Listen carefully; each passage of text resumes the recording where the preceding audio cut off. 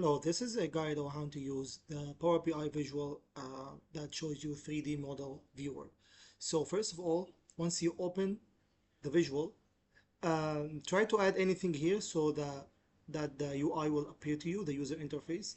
In this case, I will just drag this one here just for options to appear. So the first option is to directly upload your 3D model. It should be either IFC, OBJ, all the other format, and the um, the maximum is already there for you. So I'm gonna here just directly add one. So I see here that's the 3D model. Now I can actually bring the element ID here. And if I have a status, for example, I want to filter by or group by, I can easily do so as well.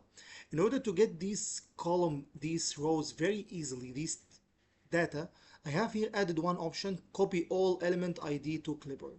Once you copy it, I can get a blank Excel and I can just paste, and it will paste all the information directly. Once I have all this information, I can go back and import it to Power BI. Or if it's not that much, you can use here, enter data manually. So these are two options to do so. Um, the other option, which I would like to introduce as well, if you have this one open and you add one thing here, these are the options that appear to you. You can import it using a GitHub, which I will show you right now, or using Dropbox or any other format as well. But make sure your GitHub is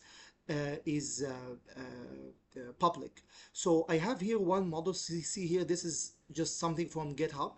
So if I drag this one, let's remove this one. Now, if I drag this one, I add it here, I see that the visual appear immediately as well. So these are two options you can use. If I drag the element ID, I see it as well. And if I drag the status column, I can see it as well. So these are all two options. I can also see here, I can filter by status, which I can also do. Also, the visual interacts with other visuals as well. So for example, if I want to see a specific element ID, I can just select it and I see where it actually is.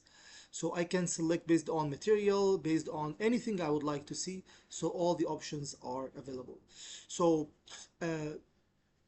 please let me know if you need any additional features or any further clarifications. I'll be waiting to hear them. Thank you.